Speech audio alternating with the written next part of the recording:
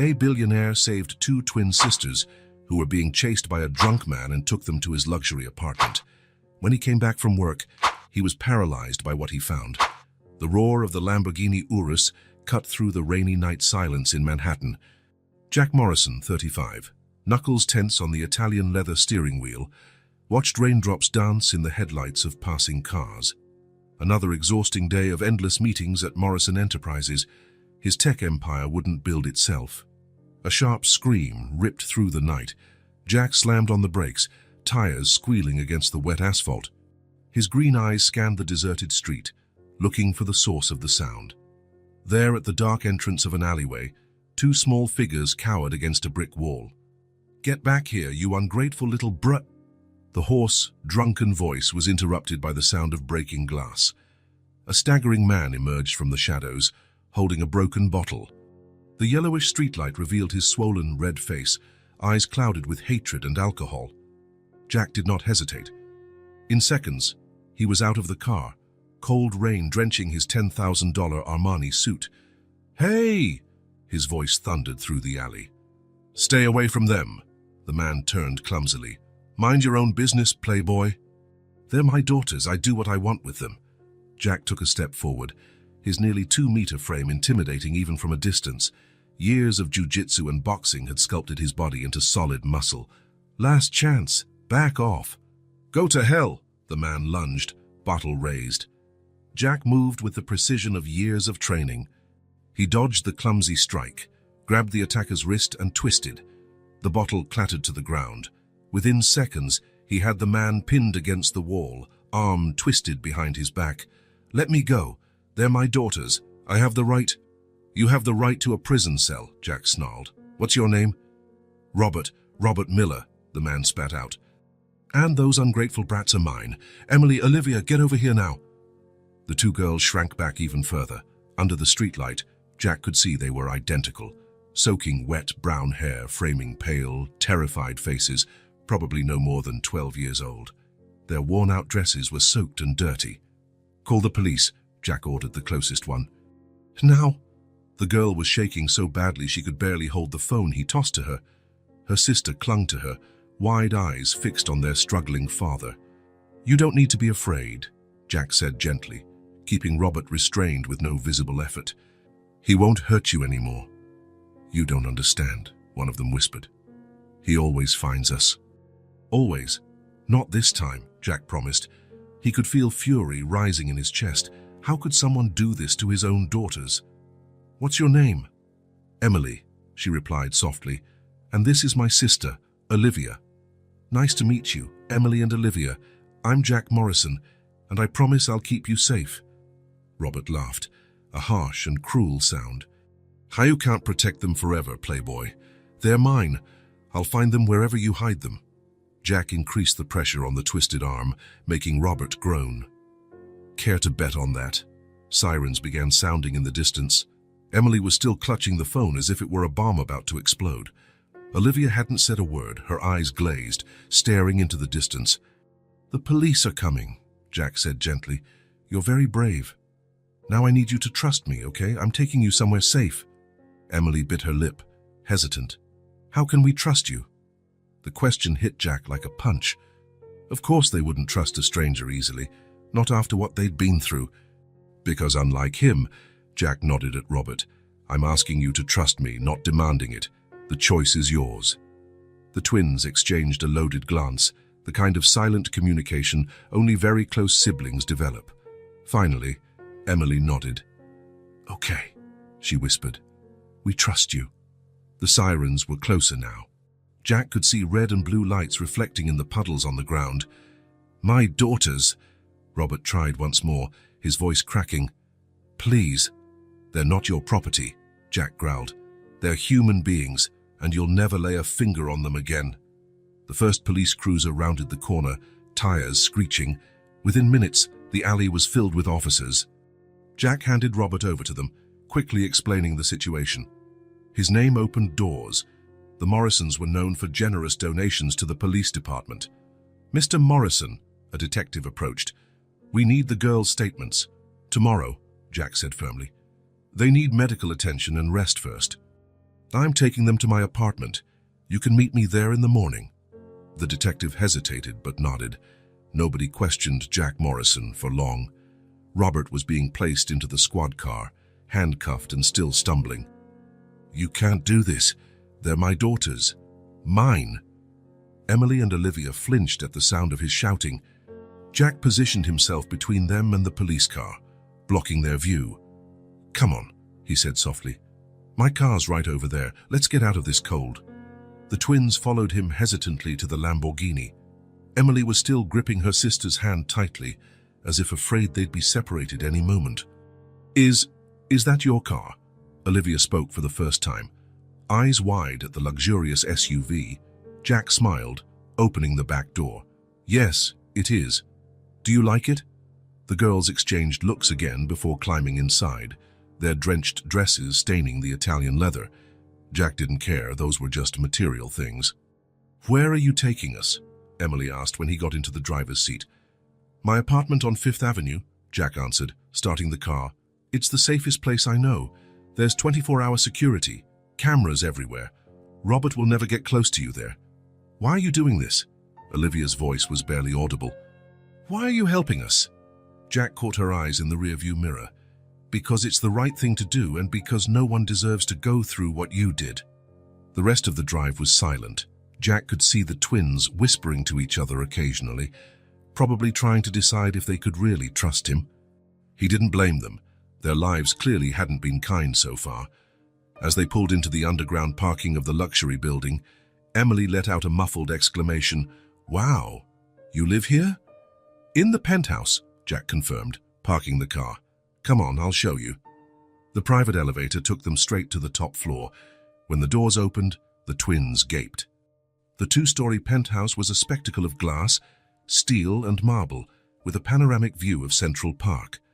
Welcome to your new home, Jack said softly. For as long as you need. Emily and Olivia looked at each other again, a million emotions on their identical faces. Fear, hope, distrust, gratitude, all mixed in their young eyes that had already seen too much. Thank you, Emily whispered at last, squeezing her sister's hand. For everything. Jack felt something tighten in his chest.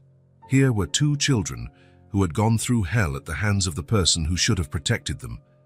Two girls who, despite it all, still found the strength to trust and be thankful. In that moment, Jack Morrison, billionaire, CEO, most powerful man in Manhattan, made a silent promise. No matter the cost, no matter how long it took, he would ensure Emily and Olivia never had to be afraid again. The rescue had been only the beginning. The real battle, fighting to heal broken hearts and rebuild shattered trust, was just beginning. But for the first time in a long while, there was hope in the eyes of the Miller twins. And for Jack, that was priceless. The penthouse was silent except for the gentle sound of rain against the windows. Jack watched the twins, still soaked and shivering, looking in awe at the luxury apartment. You must be cold, he said kindly. I'll show you where you can take a hot shower. Emily nodded, still clinging tightly to Olivia's hand. Jack led them down the hallway to a spacious guest suite. There are clean towels in the closet, he explained, opening drawers. And, oh, wait a second. Jack disappeared briefly and returned with two of his own t-shirts.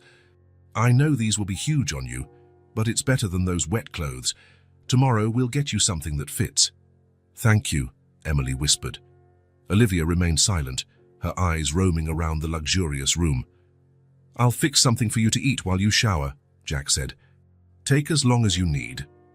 As soon as he closed the door, Jack pulled out his phone and made 3 quick calls. To his private physician, to a child psychologist specializing in trauma, and to his personal assistant with a list of urgently needed items. In the kitchen, he prepared hot chocolate and sandwiches. His thoughts wandered to the man in the alley, Robert Miller. How could someone hurt his own daughters? The sound of soft footsteps brought him back to the present. The twins emerged wearing his t-shirts like improvised dresses, their wet hair combed. They looked even smaller like that, swallowed by the loose fabric. Better, Jack asked, gesturing toward the high stools at the counter. Emily managed a small smile, the first he had seen, and climbed onto one of the stools. Olivia followed her like a silent shadow. Hot chocolate? He offered. I made some sandwiches too. The girls looked at the food with a mix of longing and hesitation. Can we really? Emily began. Of course, Jack replied gently. It's all for you. They ate slowly at first, as if afraid the food would be snatched away at any moment. Gradually, hunger won out. Jack noticed how Emily occasionally pushed more food toward her sister, making sure Olivia ate first. The doorbell rang, causing them both to jump. It's okay, Jack reassured them. It's just Dr. Sarah Chen, my private doctor. We need to make sure you're okay. Dr. Chen was a petite, middle-aged woman with a gentle smile. Hello, girls. May I take a look at you? Emily glanced at Jack, who nodded encouragingly. Okay, she answered for both of them. The examination took place right there in the living room, with all the care and delicacy possible. Jack watched as Emily answered the doctor's questions, while Olivia only nodded or shook her head. Some bruises and minor scrapes, Dr. Chen reported afterward. Nothing broken, thankfully, but they're malnourished and exhausted. They need rest and good nutrition. She left prescriptions and detailed recommendations. She had barely left when the second visitor arrived. Dr. Maria Santos, a psychologist specializing in child trauma. We won't have a formal session today, she explained to the girls. I just want to get to know you a little. Is that okay? During that initial talk, the different personalities of the twins began to emerge more clearly. Emily, though cautious, answered questions and occasionally even smiled. Olivia remained silent, responding only with gestures, her eyes always alert like a frightened animal. That's normal, Dr. Santos explained to Jack afterward. Trauma affects different people in different ways. Emily takes on the protector role, speaking for both. Olivia has withdrawn as a defense mechanism. It will take time and gentle care to regain their trust. When the psychologist left, Jack found the twins dozing on the couch, exhausted. He covered them with a soft blanket and sat in a nearby armchair, determined to stand guard. His phone buzzed. A message from his assistant confirming that the morning deliveries were set. Clothes, toiletries, school supplies, everything two 12-year-old girls might need. The next steps were already forming in his mind. Reinforce building security, handle legal documentation, find a good school. But for now, he watched the twins sleeping peacefully, maybe for the first time in a long while. Emily shifted in her sleep, her hand instinctively reaching for her sister. Even asleep, her protective instinct didn't rest. Olivia, on the other hand, had her face buried in her sister's shoulder, as if trying to hide from the world. The rain continued outside, but in here they were safe. Jack knew the road would be long. Broken trust isn't rebuilt overnight. But looking at those two brave girls, he was sure he would do anything to protect them. Morning brought a series of deliveries. Jack watched the twins' eyes widen at the piles of bags. Are these B for us? Olivia asked, her voice almost a whisper. All for you, Jack confirmed. Clothes, shoes, school supplies. We need to make sure you have everything you need. Emily picked up a delicate blouse, her fingers stroking the soft fabric as if it were something precious.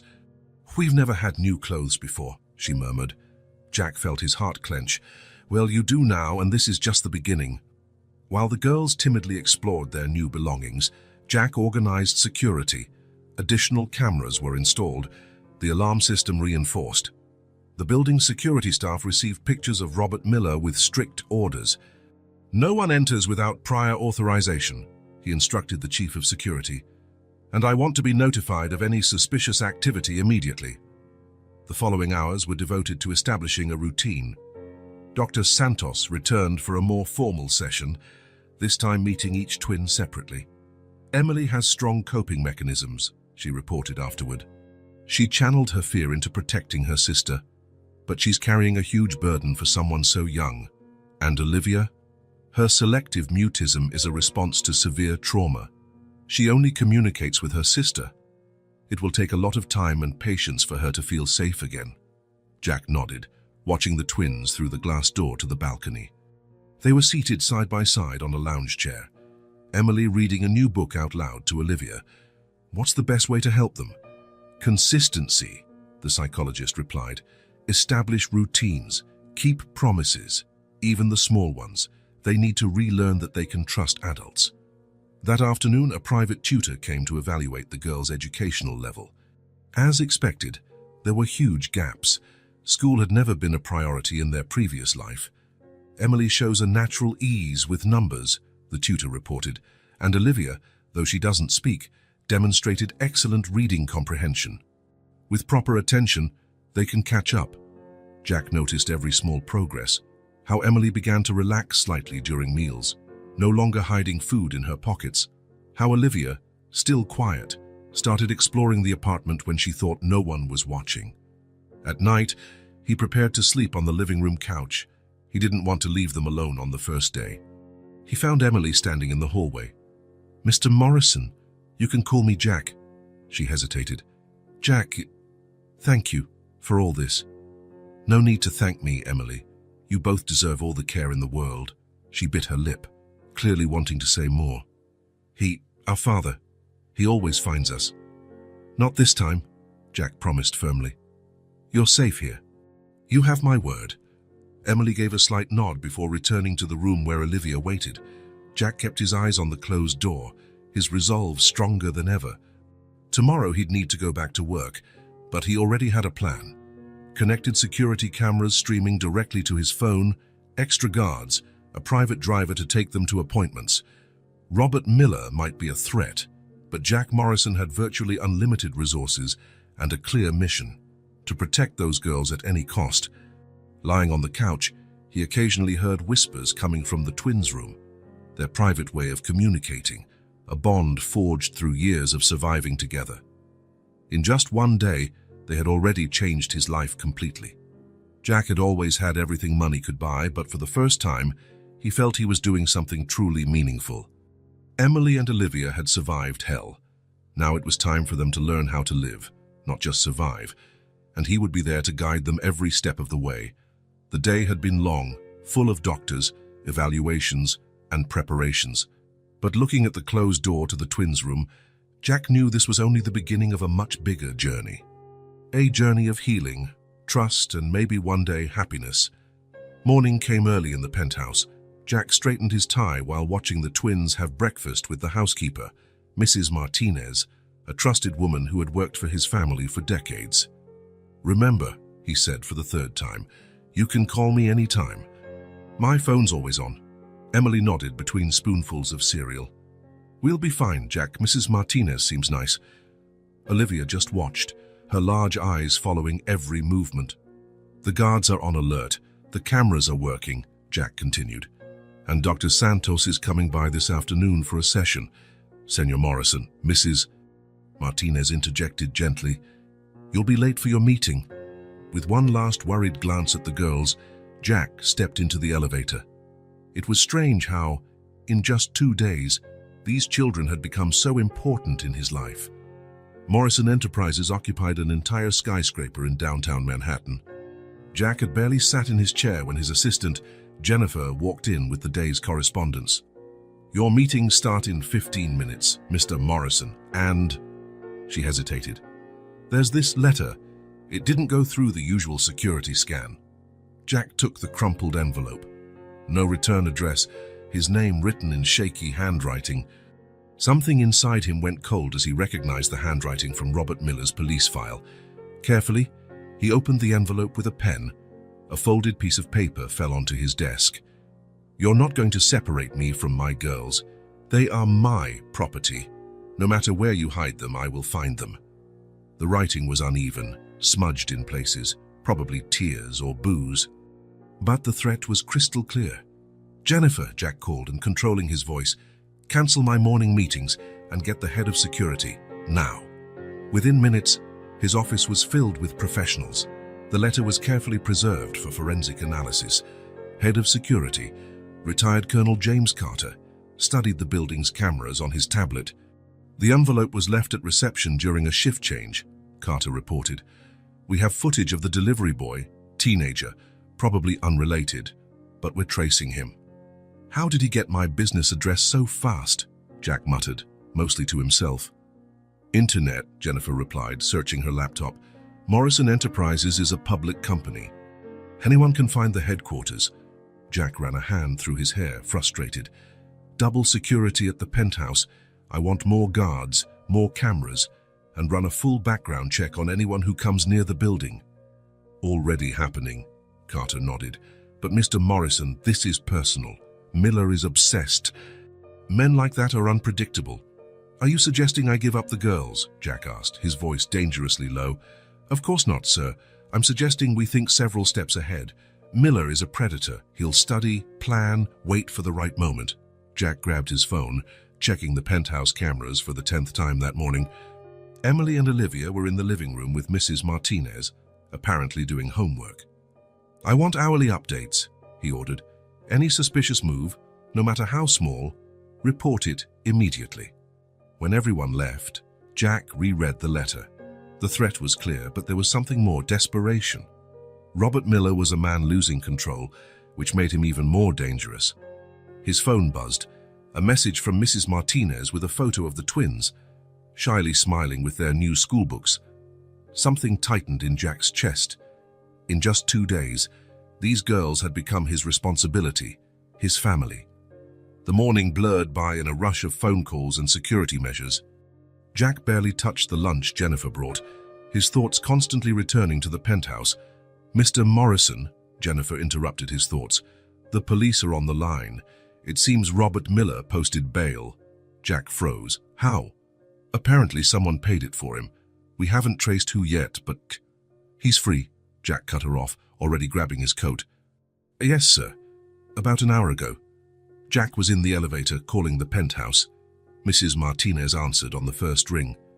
The girls. They are fine, senor. Doing homework in the living room. Lock all the doors. Don't let anyone in until I get there, no one. The drive home had never felt so long. Jack alternated between checking the security cameras and making calls to his lawyer, the police, and contacts who could help track Miller.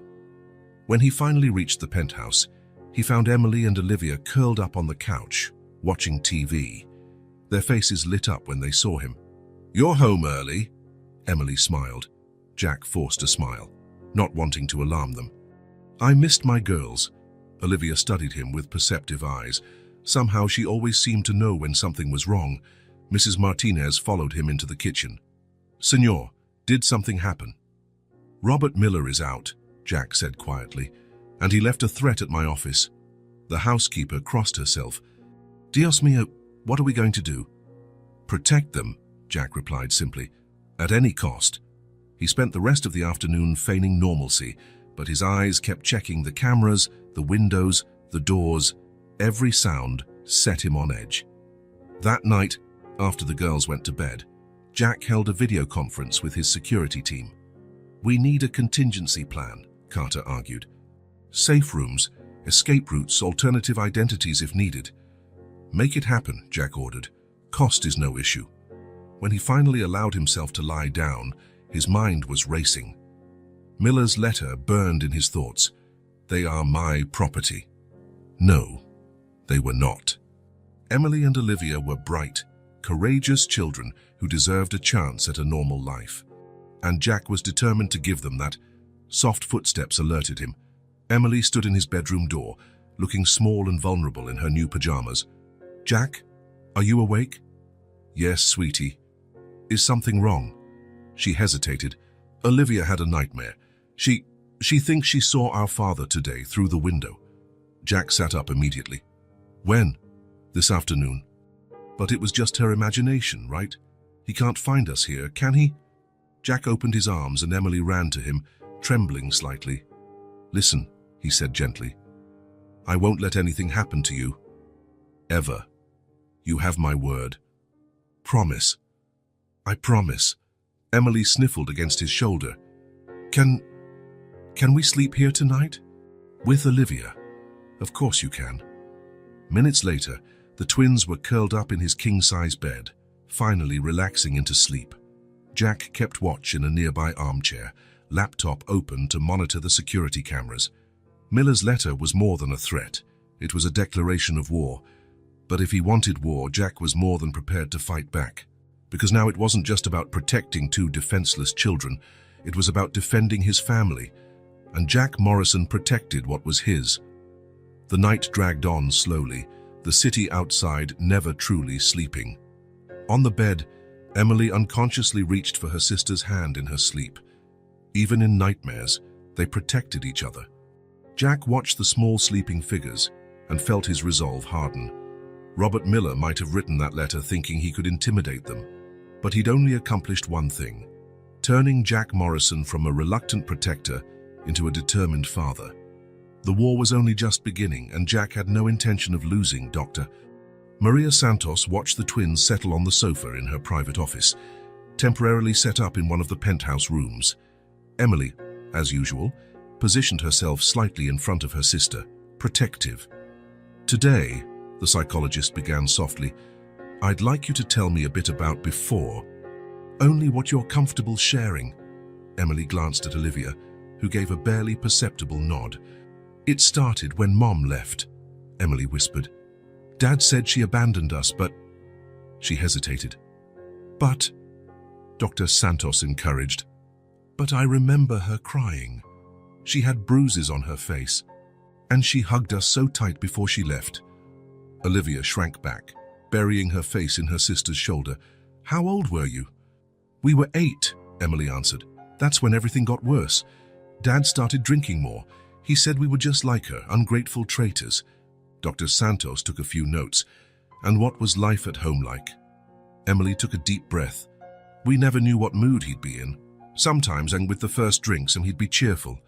He'd tell stories, promise gifts. But then," her hands began to tremble. Olivia held them firmly. "He got violent," Emily continued, her voice barely a whisper. "He'd break things. He'd yell. Said we were his property, that nobody else would love us." "And what did you do?" "I learned to spot the signs. When he started getting aggressive, I hid Olivia in the basement. There was a little nook there, behind old boxes. I'd bring blankets, water."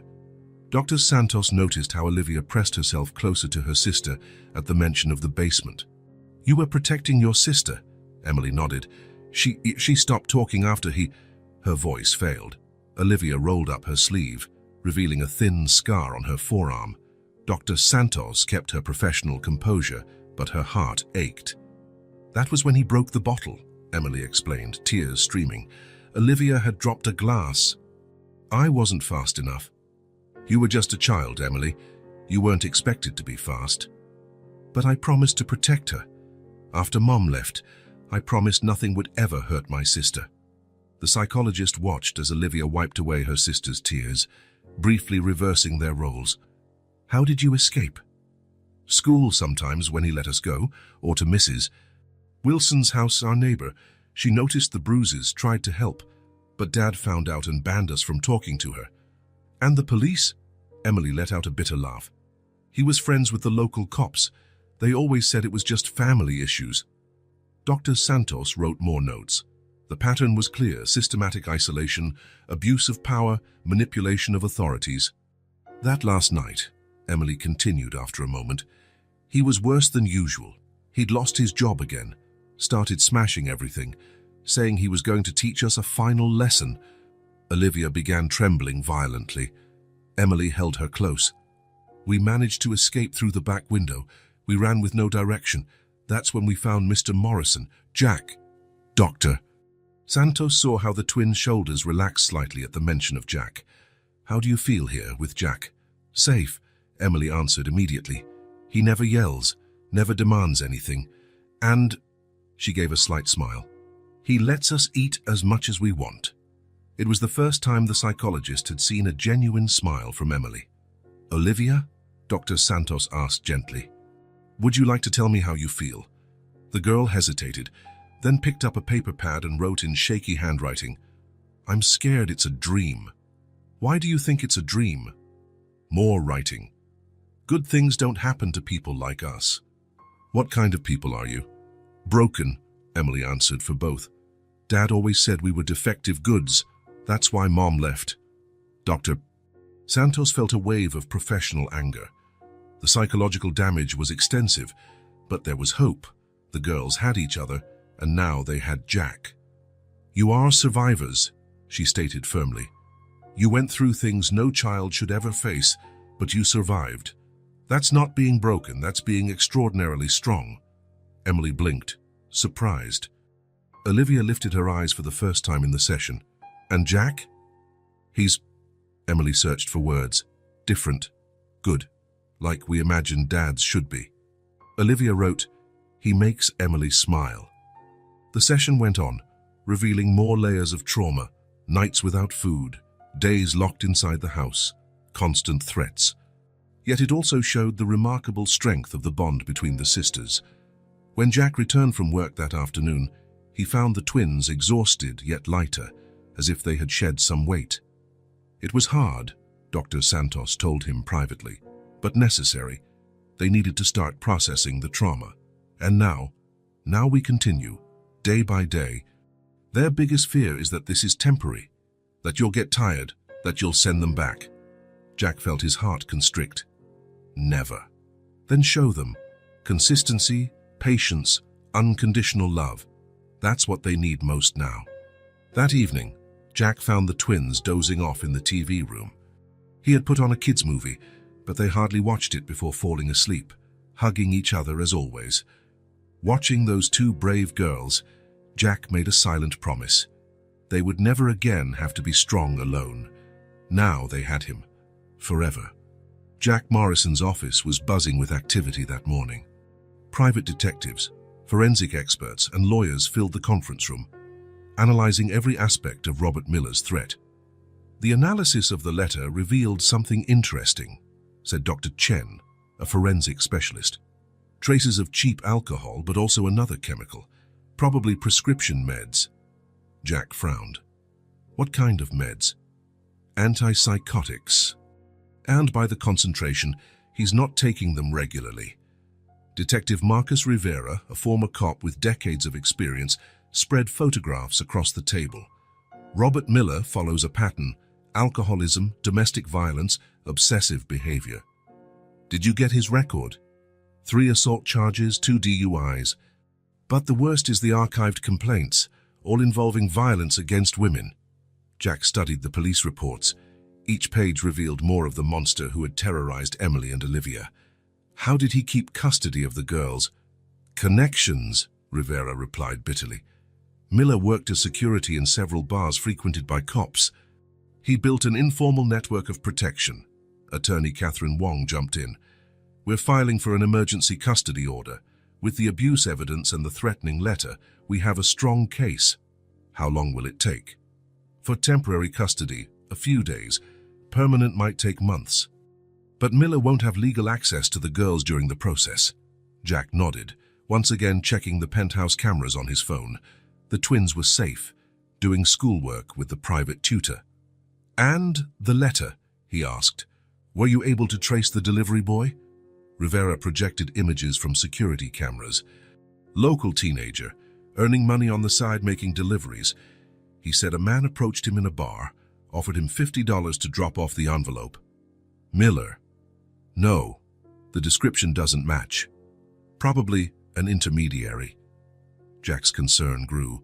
Miller was being more calculating than they thought. We need more, he said. I want to know everything. Where he lives, where he drinks, who his contacts are, especially who paid his bail. We're on it, Rivera assured. We've set up discreet surveillance of his known spots, but he's being careful, changing his routine. The meeting continued, each specialist contributing their expertise.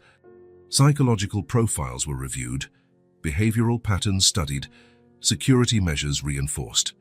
Mr. Morrison, Carter, the head of security, caught his attention. We found something on the building's cameras. The footage showed a man watching the penthouse building from a cafe across the street.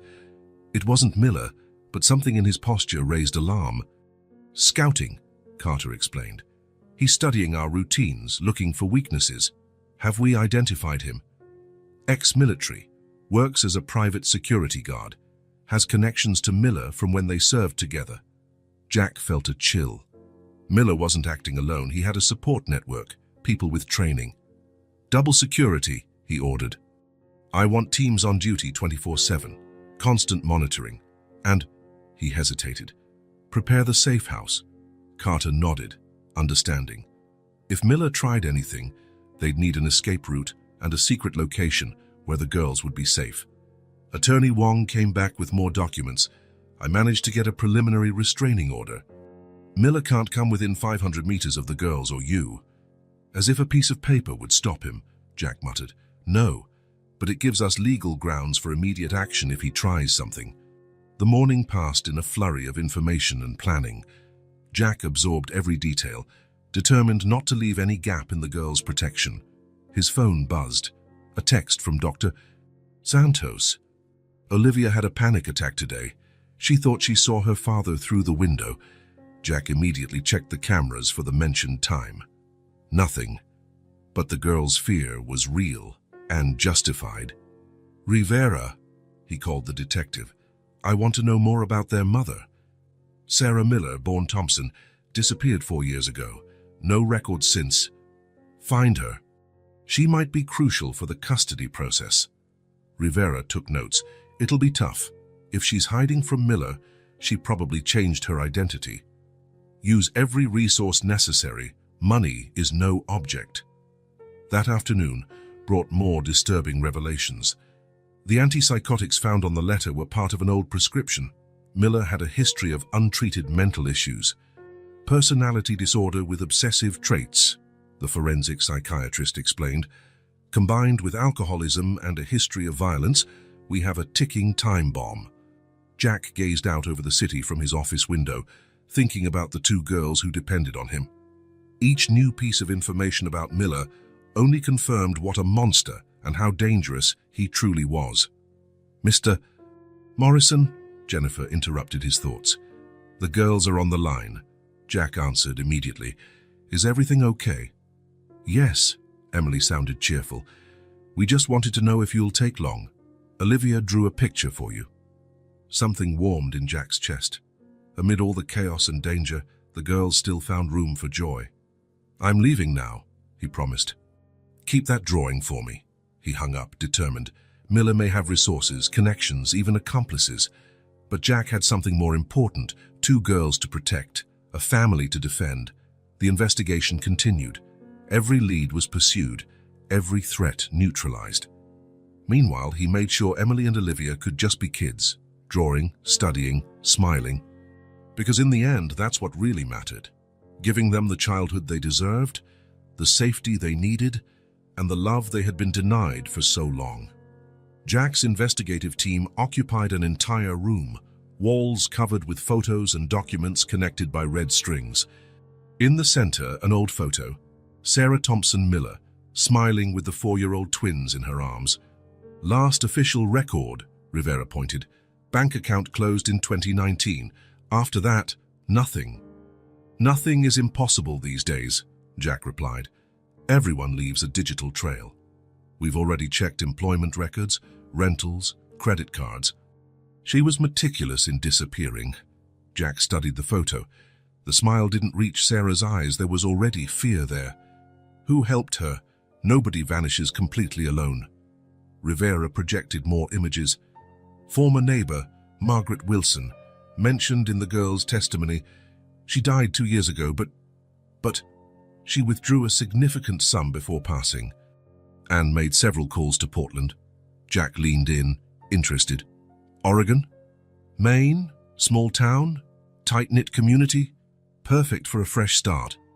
The investigation expanded. Records were scoured. Contacts approached. Sarah Thompson had vanished, but someone using her fingerprints had been hired at a municipal library 3 years earlier. Janet White, Rivera read the new name. Librarian, lives alone, volunteers at a women's shelter on weekends. Surveillance photos showed a different woman. Short, graying hair, large glasses, discreet clothing. But the eyes, the same eyes as the twins. It's her, Jack confirmed. How do we reach out? Carefully. She ran for a reason. If we scare her... Jack thought of the girls. I need to go in person. She needs to know her daughters are safe. The plan was meticulously crafted. Jack flew to Portland in his private jet, staying discreetly at a remote hotel. The library was monitored, routines observed. Sarah, now Janet, followed a strict pattern. Work, home, church on Sundays. A small, controlled, invisible life. Miss White? She froze at the sound of Jack's voice, her eyes immediately searching for exits. The library was almost empty that rainy afternoon. "Don't be afraid," Jack said softly. "I came because of Emily and Olivia." The color drained from her face. They're safe. They're with me now." "Robert can't hurt them anymore." Sarah staggered, leaning against a shelf. Tears began streaming down her face. "They're alive," she whispered. "Thank God they're alive." Jack gently guided her to a private reading room. Sarah trembled, years of fear and guilt pouring out. "I didn't want to leave them," she started, words tumbling over each other. "But he said he'd kill them if I didn't vanish. Showed me the gun, said he'd make it look like an accident." "I know," Jack replied softly. "The girls told us about the abuse." Sarah covered her face. "I tried to take them. 3 times I tried to run away with them, but he always found us. He had friends in the police, in the court. And now he has nothing. He's under investigation. The girls are under my legal protection." She studied him with Olivia's identical eyes. "Who are you?" Jack explained everything. The alleyway rescue, the months of healing and protection. Sarah drank in every word, starving for news of her daughters. "Olivia stopped talking," she whispered at one point. "My brave little girl. She's starting to open up now, and Emily, she's been protecting her sister this whole time." More tears. "They were so little. They shouldn't have gone through this." "They shouldn't," Jack agreed. "But now they have a chance to start over. And they need their mother." Sarah stiffened. "I can't. He won't do anything." "I have resources, Sarah. Security, lawyers, real police protection. You can go back to your daughters. They must hate me. They miss you. Emily still keeps that last photo of you 3 at the park." Sarah sobbed, years of guilt, fear, and longing surfacing. Can I see them? That's why I'm here, but we need to do this right. Prepare the girls, ensure your safety." The next few days were full of intense planning. Sarah's identity was legally restored, protection set up.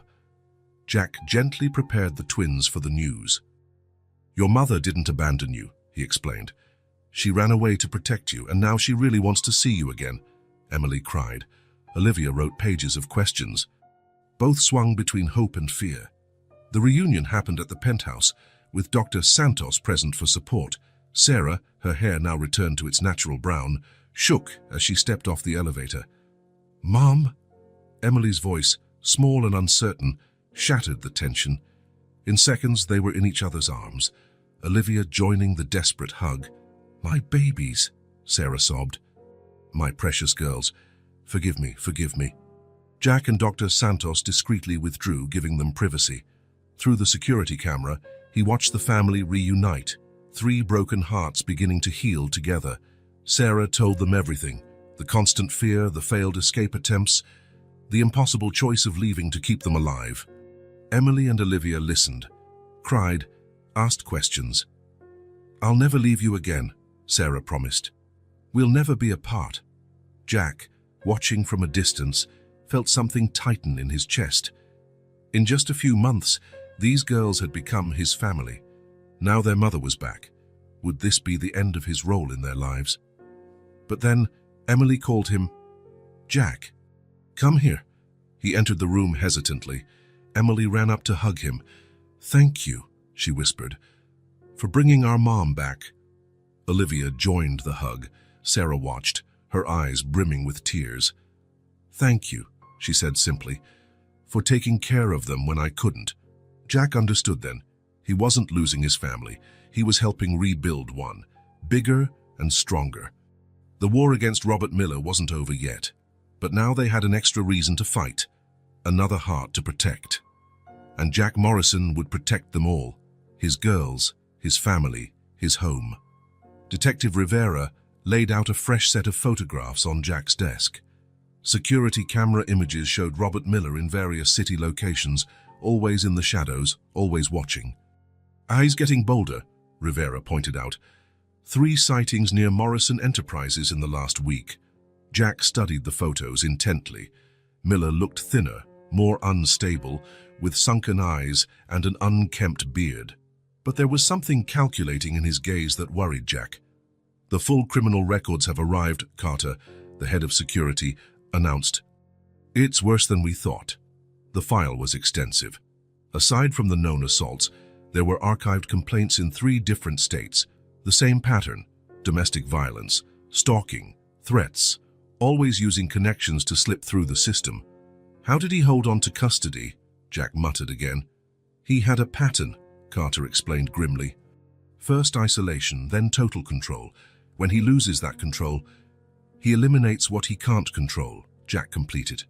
"The girls aren't just his daughters, they're his property. Now Sarah is back." "Exactly. We have to move fast." The investigation intensified. Surveillance teams monitored every suspicious move.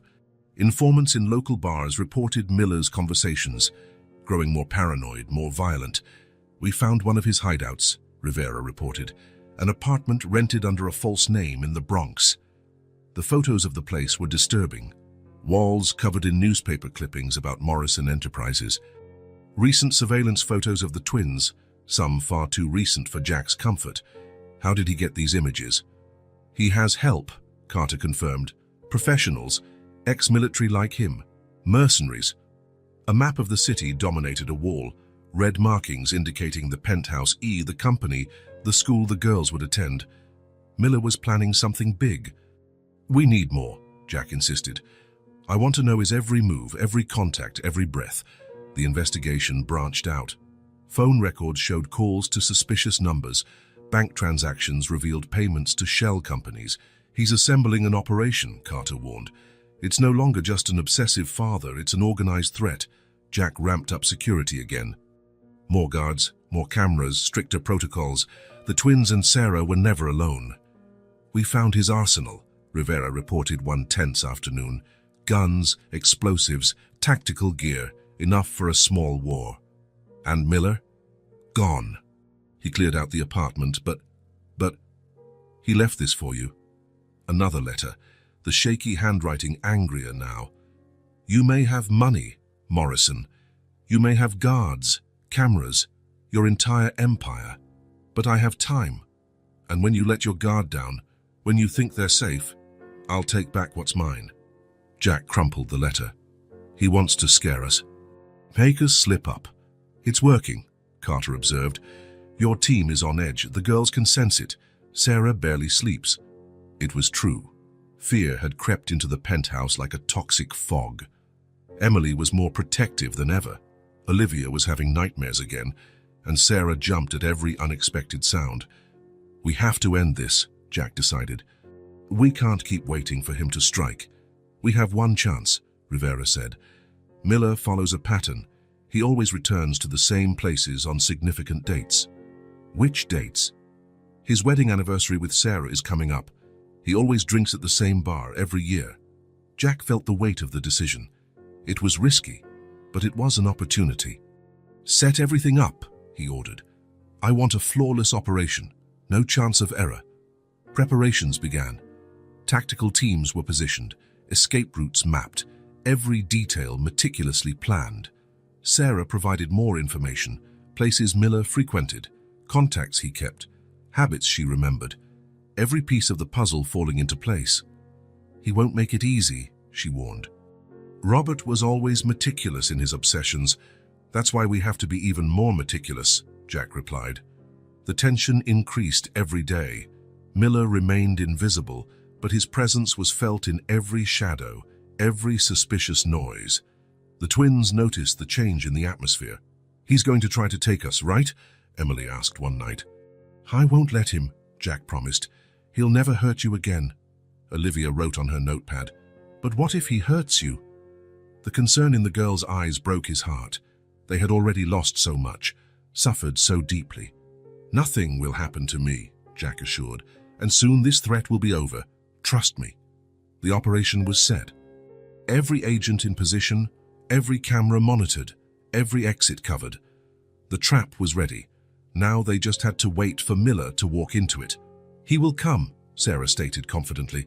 His pride won't allow him to lose control. Jack watched his makeshift family, Sarah reading to the twins, trying to keep some sense of normalcy amid the chaos. He had so much to protect, so much to lose now.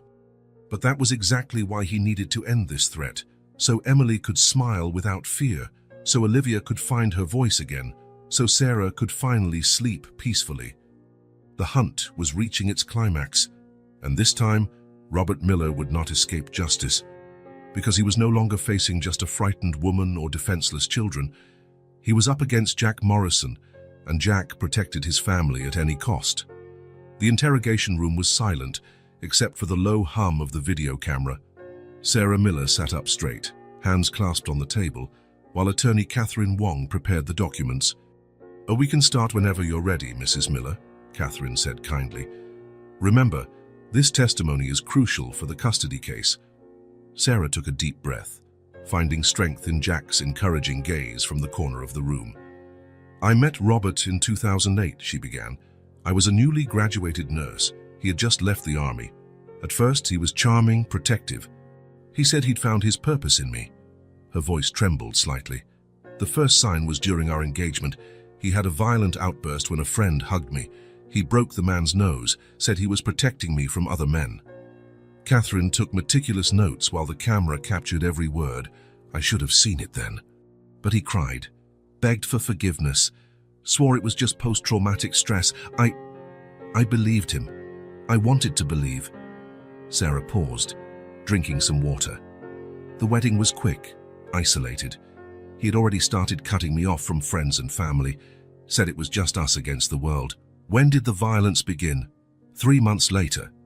Small things at first, shoves, tight grips on my arm, yelling over any little thing, always followed by remorse, gifts, promises. Tears began to fall. When I got pregnant with the twins, I thought it would get better. For a while, it did. Robert was ecstatic, already planning the future for his girls. Sarah shuddered at the memory. The delivery was difficult. I was hospitalized for a week. When I returned, he'd been drinking every night, furious he had to care for the babies alone. That was the first time he actually beat me. Closed fists, kicks. He said I preferred staying at the hospital than taking care of the family. Catherine offered a tissue gently. Jack stood with fists clenched, controlling his anger. "The twins were 3 months old when I tried to run for the first time. I packed a bag while he was at work, took some hidden money, but he had friends everywhere. A cop alerted him. He caught me at the bus station." Sarah touched a scar on her neck unconsciously. "That night, I thought I'd die. He swung between rage and begging, choking me, then kissing the bruises, swearing it was all my fault for trying to destroy our family. How did you survive all those years?" "I learned to be invisible, to predict his moods, anticipate his needs. The twins learned too, Emily especially. So young, yet she knew when he was dangerous." Tears flowed freely now. "I should have protected them better, but every attempt to escape failed. Every plea for help was ignored. Robert had connections everywhere." "So why did you leave alone?" Sarah closed her eyes, reliving that night. Emily was 6. Robert was furious because she spilled juice on the carpet. He started hitting her. Olivia tried to protect her sister and... Her voice faltered. Jack stepped closer, offering silent support. He threw Olivia against the wall. She passed out. While I was tending to her, he went to get his gun. He said, since I couldn't teach them properly, he'd show them how it's done. Sarah trembled. I begged, offered anything. He said I had a choice, disappear forever, or watch the girls have an accident. Showed me news articles about other families, other women who defied him. And you believed his threat? Karen Martinez, Sarah whispered. His ex-fiancée. Robert told me about her accident and as a warning. Later I found out she wasn't the only one. Catherine presented photos of other victims. Sarah recognized patterns, connections, similar threats. How did you vanish? Margaret Wilson, our neighbor. She was part of a support network for battered women. She helped me with fake documents, connections in other cities, but the price... Sarah sobbed. The price was leaving my girls. Did you stay in touch with Mrs. Wilson? coded calls once a month. She'd give me basic news that the girls were alive, going to school. When she died, I lost my only link to them." Sarah stared straight into the camera. Every day away from them was torture. Every missed birthday, every Christmas alone, but the alternative was watching them die. Robert never joked about his threats. And now, why come back? Because for the first time, there's real hope. Sarah looked at Jack. Someone with the resources to fight Robert, the power to protect them for real. I couldn't stay hidden knowing my daughters finally have a chance at a normal life. The testimony continued for hours. Sarah revealed every incident of violence, every threat, every failed escape attempt. A clear pattern of systematic abuse and psychological terror emerged. "One last question," Catherine said softly. "What do you want for your daughters now?" Sarah straightened her shoulders. "I want them to be free, never again to feel afraid of their own father, to live like normal kids, with a family that loves them and never hurts them." When the camera finally shut off, Sarah collapsed. Jack supported her as she cried out years of guilt and suppressed pain. "Did I do the right thing?" she asked between sobs. "Leaving them to protect them?" "You did what you had to with the options you had," Jack answered gently. "You're here now. That's what matters." Catherine gathered the documents. "This testimony is crucial, Sarah. Along with the physical evidence and prior statements, we have a solid case." "What about Robert?" "He won't hurt anyone anymore," Jack promised. "You survived, protected your girls the best you could. Now it's our turn to protect you." Sarah nodded, exhausted but determined. Years of secrets and fear had been brought into the light. The next step would be justice. For her, for the twins, and for all of Robert Miller's other victims. The morning dawned gray over Manhattan, the heavy sky mirroring the tension of the day ahead. In Jack's apartment, Sarah nervously adjusted the ribbon in Emily's hair, her hands trembling slightly. The twins had slept poorly, haunted by nightmares of what they would face today. "Remember," Sarah whispered as she helped the girls get ready, "you're stronger than he is. His words can't hurt you anymore." In the penthouse's spacious living room, Jack went over security details with Carter for the 10th time. Every entrance to the courthouse was mapped, every guard placed strategically, nothing left to chance. "Security will be tight," Carter assured. "Miller won't stand a chance of getting close." The federal courthouse in Manhattan was imposing with its marble columns and tinted glass. Police cars surrounded the perimeter, extra precautions after Robert's threats. Jack watched his family as they climbed the steps. Sarah trying to appear strong, Emily protective as always, Olivia almost hiding behind them. In the conference room, Catherine Wong led her team with military precision. Carefully organized documents covered the mahogany table, every piece of evidence, every record, every proof of the psychological terror Robert Miller had unleashed on his family. "The case is solid," Catherine explained, adjusting her thin-framed glasses. "We have documented evidence, credible witnesses, and now his diary. Judge Parker is known for her firm stance on psychological abuse cases." In one corner of the room, Dr. Santos quietly worked with the twins, guiding them through breathing and grounding techniques. "Remember," she said kindly, "you have control now. If you feel uncomfortable, use our signal." Emily practiced her breathing calmly, while Olivia clutched a small crystal in her hand, her safety anchor. The psychologist watched with pride how far they had come, though the trauma was still evident. Carter's radio crackled, breaking everyone's concentration. "Miller's here. He's with the defense lawyer and there's a group of supporters with him." Sarah visibly paled. Jack instinctively moved to block her view of the windows. Through the glass, they could see a small group holding signs about father's rights and traditional family. "Ignore them," Catherine instructed firmly. "They're just here to provoke a reaction. Stay focused." The courtroom was packed when they entered. Journalists, law enforcement, curious onlookers. A murmur swept through the crowd as the family walked by. Robert Miller was already seated on the defense side, seemingly calm in his cheap suit. But his eyes, there was a predatory gleam that made Jack position himself protectively. "All rise," the bailiff announced. "This court is now in session, the Honorable Judge Eleanor Parker presiding." The judge was a middle-aged woman with sharp eyes that seemed to see through any pretense. She surveyed the room for a long moment before speaking. Case number 2347B, custody of minors Emily and Olivia Miller, with associated criminal charges. Given the sensitive nature of this case and the presence of minors, any disruption will result in immediate removal. Mrs. Wong, you may begin. Catherine rose gracefully. Your Honor, we present a case of systematic psychological abuse and emotional terrorism spanning over a decade. Robert Miller not only terrorized his wife and daughters, but cultivated an environment of constant fear and total control. The following hours were a methodical exposition of the nightmare that had been life under Robert Miller's rule. Recordings of his rage outbursts were played, his thunderous voice ranting about disappointments and property, making the twins shrink in their seats. Detailed diaries documented his obsessive rules, specific schedules for every activity, elaborate punishments for minor infractions, endless lists of the girls' failures. The children lived in constant terror, testified Gloria Martinez, a former teacher of the twins. Any grade below an A meant severe psychological punishments, isolation, public humiliation, endless lectures on how they were disappointments. Defense attorney Thomas Reed attempted to minimize during cross-examination. Isn't it normal for parents to demand academic excellence, establish rules and consequences? Normal is encouraging, the teacher responded firmly.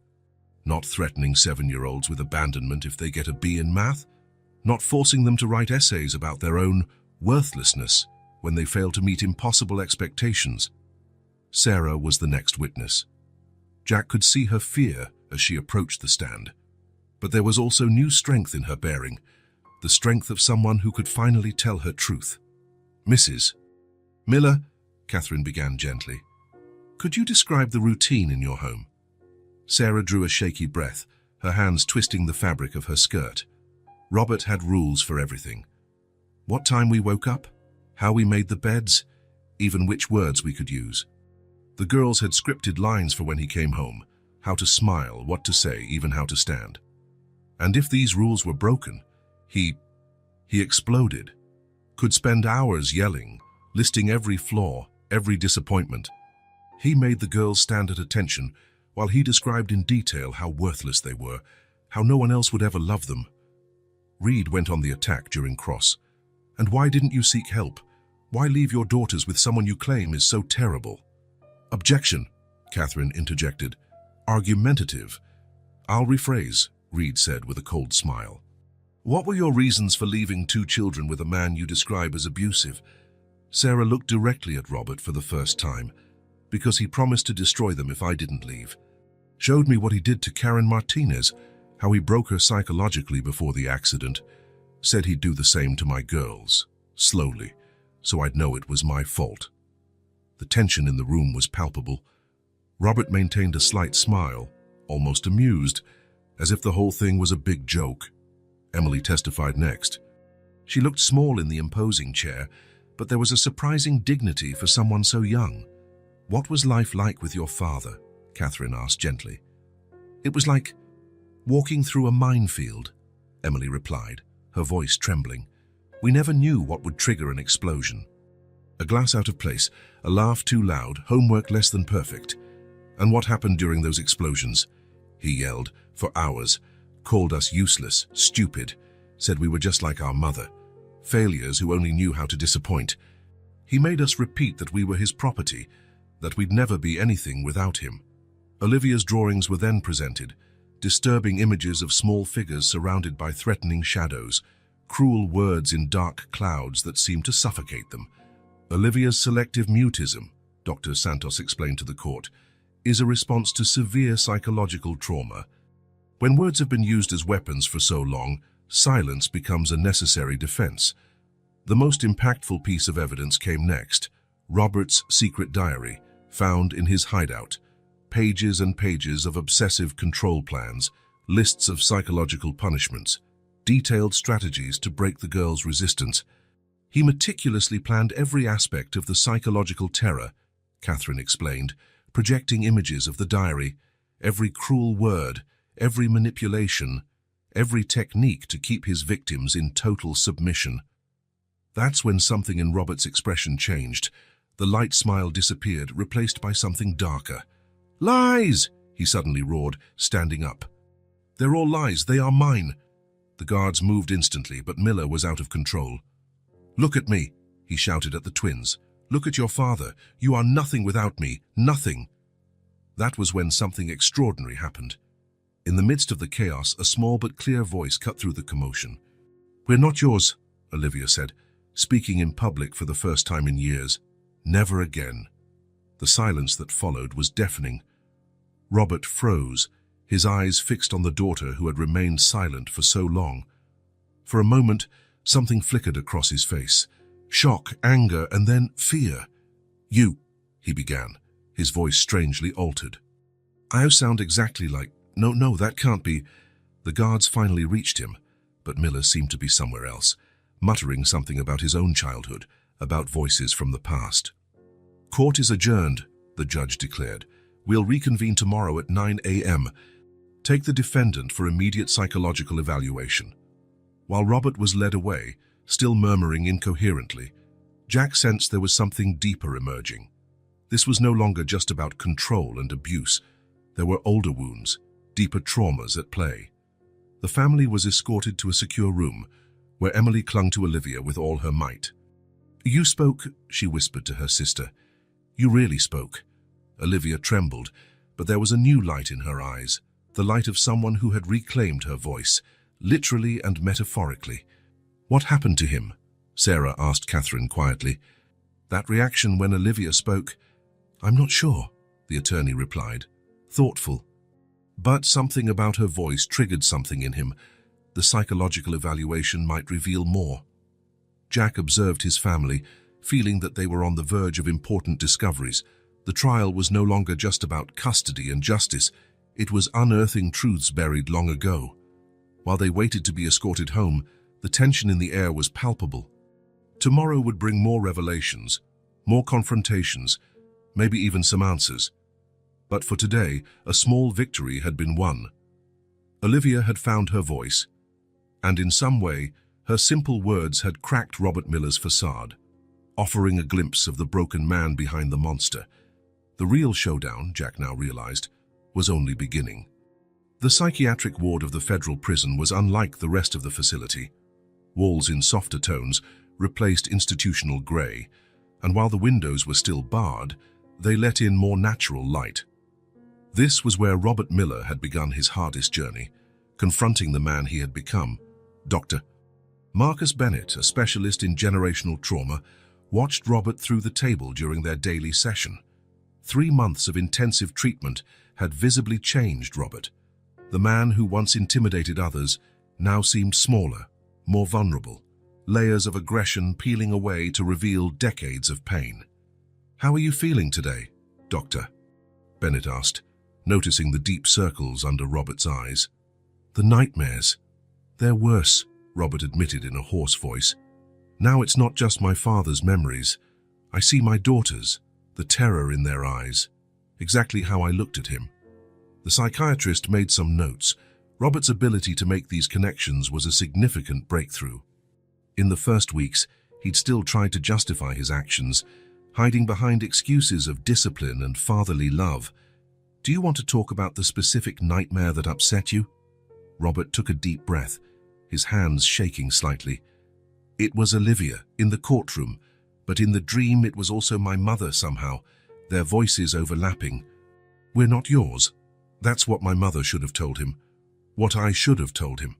The treatment combined intensive therapy with appropriate medication, antidepressants and mood stabilizers that helped Robert maintain enough mental clarity to do the emotional work. "I've started writing letters," Robert said after a moment of silence, "like you suggested. For them, for my mother, even for him." Dr. Bennett nodded encouragingly. The letters were an important therapeutic tool. Even if they were never sent, they allowed Robert to process his feelings constructively. "Dear Olivia," Robert read from a crumpled sheet, his voice trembling. "I'm sorry for stealing your voice, for turning words into weapons, like he did to me. You were braver than I was. You found the courage to say no, something I never managed to do." Tears started falling, smudging the ink. "Emily, My little protector. I'm sorry for forcing that role on you, for making you carry a burden that even I, an adult, couldn't bear. You deserve to be just a kid. Robert's journey was complex. Decades of trauma wouldn't vanish easily, and deeply ingrained behavior patterns required constant vigilance to change. How do you feel about Sarah? Dr. Bennett asked gently. Ashamed, Robert answered after a long pause. I did exactly what my father did, controlled every aspect of her life, punished any sign of independence, and when she tried to protect our daughters, you forced her to leave, as your father forced your mother. Yes, the word came out as a sob. I became him. All those years swearing I'd be different. I'd never be like William Miller. But I turned into his exact copy. Group sessions were also part of the treatment. Robert began attending meetings with other men confronting their own demons of violence and control.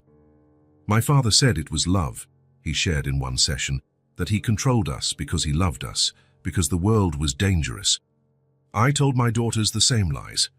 The group offered something crucial, the chance to see one's own behavior reflected in others, to recognize patterns, and most importantly, to witness that real change was possible. A particularly meaningful day came when Robert found an old photo. Him at age 12 with his younger sisters. I protected them from him, he told Dr. Bennett. I'd stand in front of them when he was furious, distract him exactly like Emily did for Olivia. What does that make you realize? That at some point, I forgot who I was. That boy who protected his sisters turned into the monster he feared. The therapy wasn't just about confronting the past, it was about developing new tools for the future. Robert learned anger management techniques, practiced nonviolent communication, worked on recognizing and interrupting toxic thought patterns. Can I ask to see them? He asked one day, his voice small. Not now, I know it's too soon, but maybe someday. That would depend on many factors, Dr. Bennett replied honestly. Mainly their willingness. And you'd have to prove, through consistent actions, that you're safe. Robert nodded, accepting the uncertainty in a way that would have been impossible months ago. Fair. They deserved the choice, deserved to have the control I took from them. The letters kept accumulating, exercises in brutal honesty with himself and those he hurt. In one of them, he finally managed to write to his deceased father, "You taught me that love was control, that respect came from fear, that family was property. It took me decades to realize those were all lies. Real love sets people free. Respect comes from kindness. And family? Family is a daily choice to do better. Be better." 6 months after starting treatment, Robert made a request to Dr. Bennett. "I want to record a video for them. Not to ask forgiveness. I know I don't have that right yet. But so they know I understand now that I'm trying to change." The video was recorded under careful supervision. Robert, thinner and grayer but with clearer eyes, spoke directly to the camera. "Emily, Olivia, I don't expect you to watch this now or ever.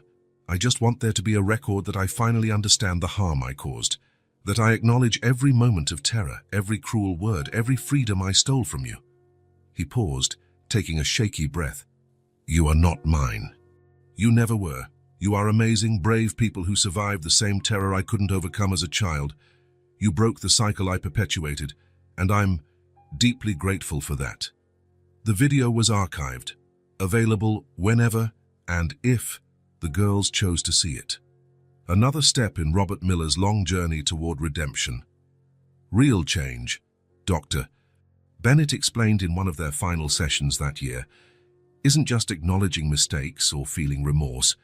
It's doing the ongoing daily work of unlearning toxic patterns and building new ones. Robert nodded, clutching the last letter he'd written, this one to himself. "Dear Robert, you're not William Miller, but you're no longer that scared boy who became his own monster. You're learning, growing, changing, and even if you're never forgiven, even if you never see your daughters again, you have the responsibility to continue this work. Because breaking the trauma cycle, even late to see, is still better than perpetuating it. Redemption wasn't a destination, but a journey." And Robert Miller, finally free of the chains of denial and rage, was taking his first real steps along that path. The change came on a spring morning.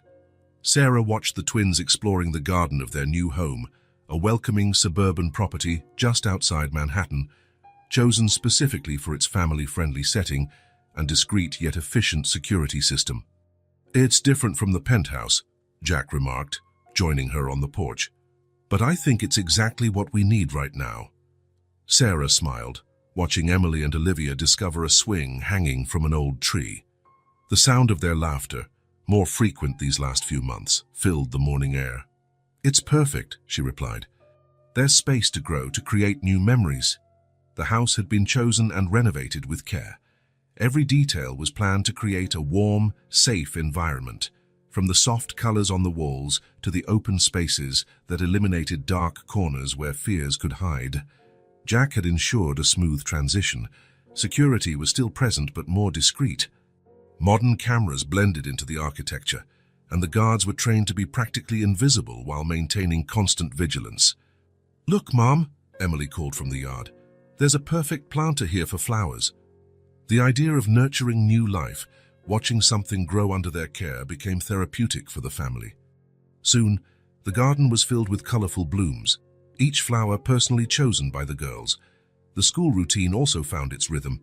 After months of private tutoring to catch up, the twins were finally ready to attend a local school, a small, welcoming institution with staff trained to handle children who've been through trauma.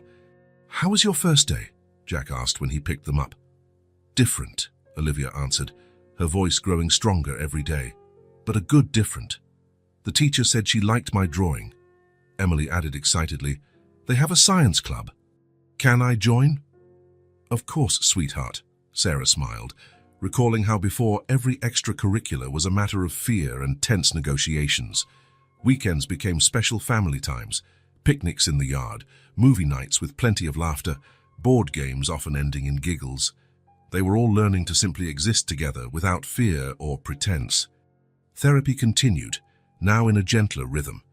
Dr. Santos visited twice a week, guiding everyone as they processed the transition and solidified progress. "You've built something remarkable here," she observed during a family session.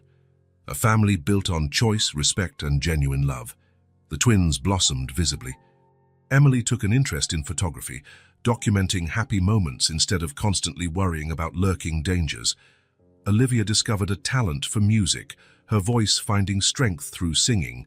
Jack, always present but never overbearing, became a natural father figure. He helped with homework, attended school events, was there for nightmares and small celebrations alike. "You changed our lives," Sarah told him one night, after the girls had gone to bed. "Not just with resources or protection, but by showing us there's a different way to be a family." His response was heartfelt. "You changed mine too. Showed me what really matters." Robert's video arrived through Dr. Bennett a few months after they moved in. Sarah and Jack decided to store it away, until, and if, the girls wanted to watch it. "They have the right to choose," Sarah explained, "to process it in their own time." The seasons changed, and so did the family. Autumn brought excellent report cards, earned through a desire to learn, not fear.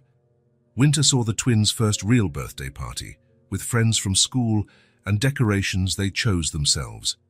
"They seem like normal kids now," one teacher commented at a conference. "They are normal kids," Jack gently corrected.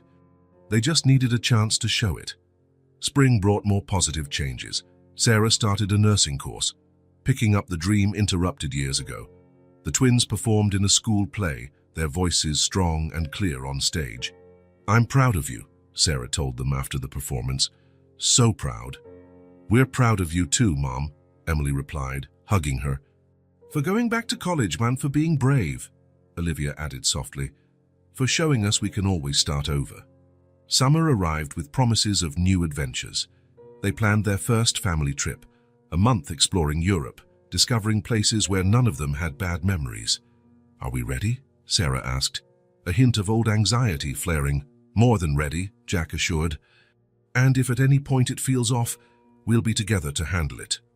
Life wasn't perfect. There were still tough days, moments of sudden fear, memories that surfaced without warning. But now they had tools to cope. And, most importantly, they had each other. One particularly meaningful afternoon, Emily found an old photo album while organizing her room. Instead of hiding it, as she would have done before, she brought it for the family to view together. "Look how small we were," she commented, seeing a photo of them at 5. "So scared." "And look at you now," Jack said gently, showing a recent photo, the twins smiling on the garden swing. "The difference is love," Olivia declared, sometimes surprisingly wise. "Before it was all fear, now it's love." Sarah pulled her daughters into a hug, tears of gratitude shining in her eyes. Jack joined them, his heart overflowing with affection for this family he had chosen, and that had chosen him back. The house was now full of life.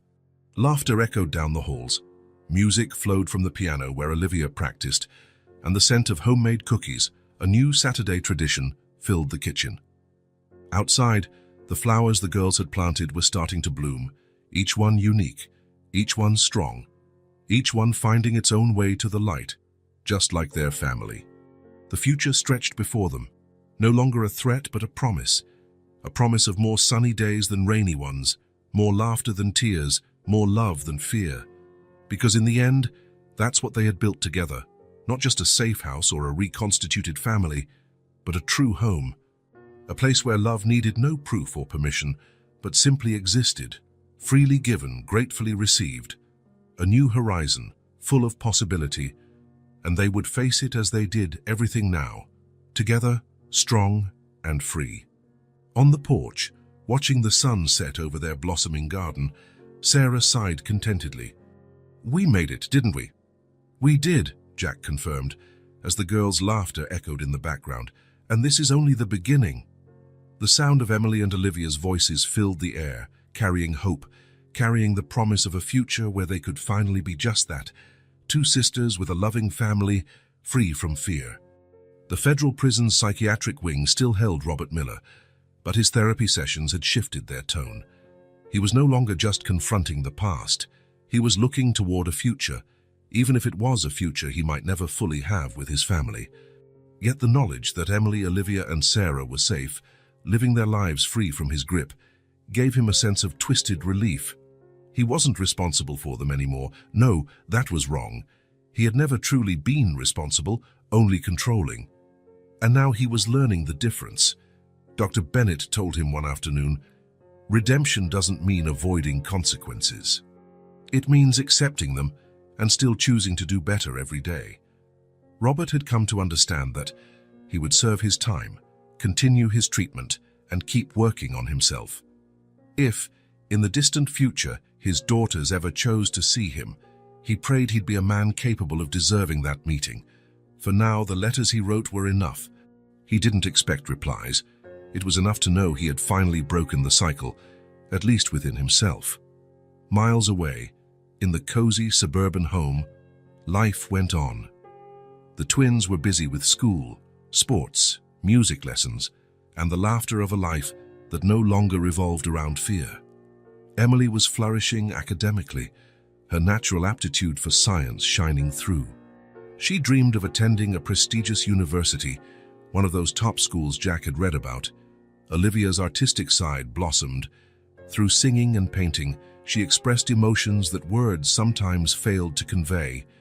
She wrote a short poem for a school assignment about finding her voice in the darkest silence and won first place. Sarah, meanwhile, excelled in her nursing courses. She was reminded every day of the reason she chose that path in the first place: to heal, to save, to protect. Jack continued running Morrison Enterprises, but with a new perspective. He delegated more, freeing time to be with the family. Board meetings were no longer the center of his life. Emily and Olivia's soccer games or recitals were sometimes, in the quiet moments after the girls went to bed, Sarah and Jack talked about the past, about the Beco alleyway where he'd first found them, about the fear that had once consumed their lives. "It feels like a different world," Sarah confessed, sipping tea on the porch, "but sometimes I still have nightmares. I see Robert's shadow lurking." Jack took her hand gently. "Nightmares fade, and if they don't, we face them together." Sarah smiled, a genuine smile that reached her eyes, so different from the forced smiles of the past. "Thank you," she whispered, "for showing me that not all men are monsters." Jack's chest tightened with emotion. "Thank you for letting me be part of your family." The therapist, Dr. Santos, noticed the changes too. She scheduled fewer sessions because the family was healing, learning to handle triggers on their own. Yet she remained on call whenever they needed her. One afternoon, Emily approached Dr. Santos with a question, her expression serious. "Do you think it's possible to forgive him one day? Our father?" Dr. Santos chose her words carefully. "Forgiveness is a personal process, Emily. It doesn't mean forgetting or minimizing what happened. It means deciding how much power those memories have over you." Emily nodded. "I don't know if I can. Not yet. But maybe someday. I just don't want to carry this anger forever." Olivia, who still preferred writing for deeper conversations, scribbled on her notepad. "I'm not sure I want to forgive, but I don't want him invading my thoughts every day either." The psychologist praised them for their insight. "You're allowed to choose your own path to healing, whether it includes forgiveness or not. The important thing is that you're free to decide." Over time, small reminders of Robert appeared less and less. The protective routines, checking windows, triple locking doors, gradually relaxed as the family felt safer in their new environment. Of course, the security measures never entirely went away. Jack had the resources to ensure the highest level of protection, and he saw no reason to remove them completely, but they were in the background now, not dominating their daily life. Emily and Olivia made new friends, had sleepovers and movie nights. Normal things that once seemed impossible. Parents were carefully vetted by Jack's security team, but quietly, so the twins could enjoy teenage life without constant reminders of the past. Sarah advanced in her nursing career, soon to be a licensed practical nurse. She considered specializing in trauma care, her own experiences giving her a unique perspective on patients suffering. Jack continued balancing business with fatherhood. Some nights he worked late to close major deals, but he always made sure to be there for big moments. Emily's science fair, Olivia's art exhibition. The girls teased him gently, calling him a cool dad. Watching them banter around the dinner table, Sarah felt her heart surge with gratitude. This was what she had always wanted for her daughters, a normal life, free from constant fear. On the first anniversary of their new home, they threw a small party, just close friends and family. The twins decorated the house with bright balloons, made a banner that read, "1 year of freedom." Sarah found herself tearing up at the sight of it. 1 year ago, they were still in hiding, haunted by nightmares. And now here they were, celebrating. Jack proposed a toast, his voice thick with emotion. "To Emily and Olivia, the bravest people I know. And to Sarah, who never gave up hope. Thank you for teaching me what love and family really mean." Glasses clinked softly, and for a moment, Sarah and Jack locked eyes, silent acknowledgement of how far they'd come. The night was filled with laughter and music. Olivia sang a song she composed. Emily showed off a short video she made compiling their family's happiest moments. "I never want to forget how we got here," Emily explained, "because it reminds me that even when things are horrible, they can get better." Sarah hugged her daughters tight, overwhelmed by pride and love.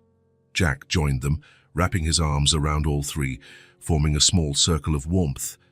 That circle, that sense of safety and unity, was what they had fought so hard for. And now it was theirs unbreakable. As the months passed, the girls continued growing, physically, emotionally, academically. Emily, once anxious and hypervigilant, now discussed big dreams. A scholarship to MIT or Stanford. Olivia, once silent, considered attending an arts academy. Sarah supported them unconditionally, as did Jack, who promised to support any path they chose, financially, but more importantly, emotionally. "Wherever you go, whatever you do," he reminded them, "I'm here." Robert Miller's name came up less and less, though occasionally a question arose: will he get out someday, or could he still find us? The answer was always honest. Someday he might be released, but the protection doesn't end, and your safety is our top priority. You don't need to worry. The girls accepted that, trusting Jack's promises in a way they once couldn't trust any adult. Trust had become the foundation of their new life. One day, a letter arrived from Dr. Bennett, addressed to Sarah, but with Emily and Olivia's names on the envelope too. Inside was an update on Robert's treatment, a note explaining he was continuing therapy and had recorded another video, if they ever wanted to watch. Sarah showed the note to the girls. Emily folded it carefully. "Not now," she decided. Olivia nodded in agreement. "Someday," Olivia wrote, "we might want to see it, but not yet." Sarah respected their decision.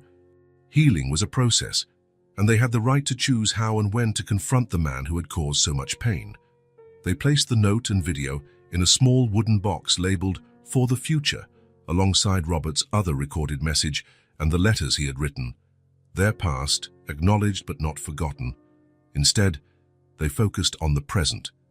Emily's science project was selected for a city competition. Olivia landed a solo in the school choir. Sarah started working part-time at a local clinic. Jack closed a major merger that solidified Morrison Enterprises' global position. Life was full of everyday ups and downs, but also full of promise.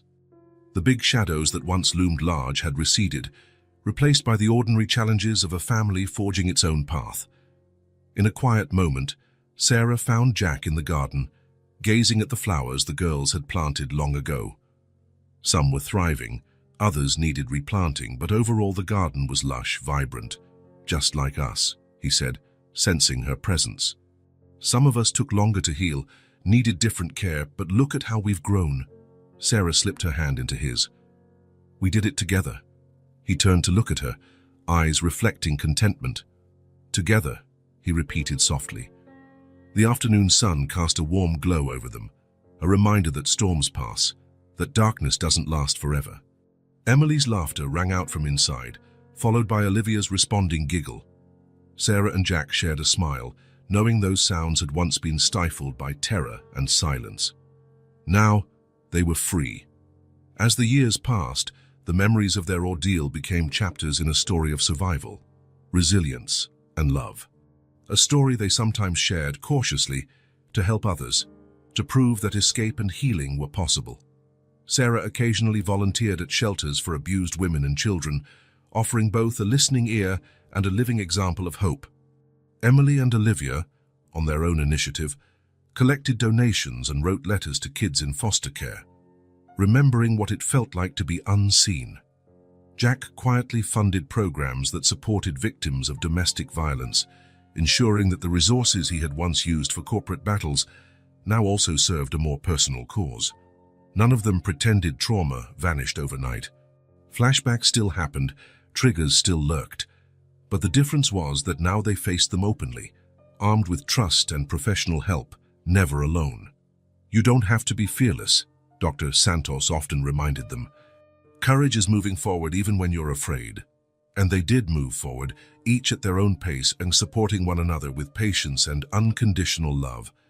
When Emily turned 18, they threw a surprise party. She laughed, cried, and hugged everyone, marveling that once she had believed she wouldn't even live to see her teens. Olivia's 18th birthday followed a year later, celebrated with an art exhibition featuring her paintings. One painting showed two small figures huddled together under a single umbrella in a storm, the rainbow just breaking through the clouds. Sarah recognized it immediately, the twins in the alley, on that rainy Manhattan night when Jack saved them. Olivia's transformation of that dark moment into art was a testament to how far they had come. "It's called Hope in the Rain," Olivia explained softly, "because that's what he gave us, hope." Jack, tears in his eyes, could only nod. Sometimes words weren't enough. As the twins stepped into adulthood, Sarah and Jack realized their family was bound not by blood alone, but by choice, stronger than any abuse or trauma could break. Robert Miller was a distant memory, somewhere in a prison system, receiving therapy, writing letters they might never read. He belonged to a past they had survived. Their future lay wide open, college or careers, travel, and endless possibilities. The nightmares of the past no longer defined them. "We're survivors," Emily would say proudly, "and we're so much more than that now." we're free. Olivia sometimes wrote poems about freedom, about finding one's voice after years of silence. She performed one at a local art festival, earning a standing ovation. Sarah, standing in the crowd, felt tears of pride. Jack slipped an arm around her, equally moved. They had witnessed a miracle, two broken souls mended through love, strength, and perseverance. That night, they gathered around the kitchen table, reminiscing, laughing, dreaming. The shadows that once haunted them had no power in the warm glow of their shared life. "Remember," Jack said, raising an imaginary toast with his glass of sparkling cider, "we've faced worse storms and survived. Whatever comes next, we'll handle it." Emily clinked her glass against his. "To us, to family, to hope," Olivia added, her voice clear and confident. Sarah closed her eyes briefly, capturing that moment forever in her heart. They had made it through every threat, every bruise, every nightmare. And now they were writing a different story, a story of second chances, of love chosen again and again, of a home where fear had no place. Over time, the house filled with photo frames, pictures of graduations, holidays, silly moments, proud achievements, each snapshot a silent testimony to the life they'd built from the ashes of terror. None of them forgot the old scars, but those scars had new meaning now. They were proof of resilience, of how far they'd come, and how strong love could be in the face of cruelty. Emily often repeated Dr. Santos's words, "The trauma we survived doesn't define us, but it can guide us to be kinder, braver people." And so they lived day after day, forging a future that once seemed impossible. A future where rain no longer meant fear, but the promise of new beginnings. Because in the end, this was their story, a story of rescue that became redemption, of broken trust rebuilt, of a billionaire who found meaning in protecting two twin sisters who deserved a life free of nightmares. And most of all, it was a story about family. A family that rose from shattered pieces to stand strong and united, a testament to the unstoppable power of hope and love. They had ended the cycle of violence and in its place planted seeds of compassion, empathy, and courage. Those seeds took root, blooming into a future brighter than any of them had dared to imagine. And so, with the echoes of the past no longer controlling them, Emily and Olivia embraced the life they had fought so hard for, together with Sarah, together with Jack, knowing that the true measure of victory wasn't just surviving the darkness, but learning to dance in the light.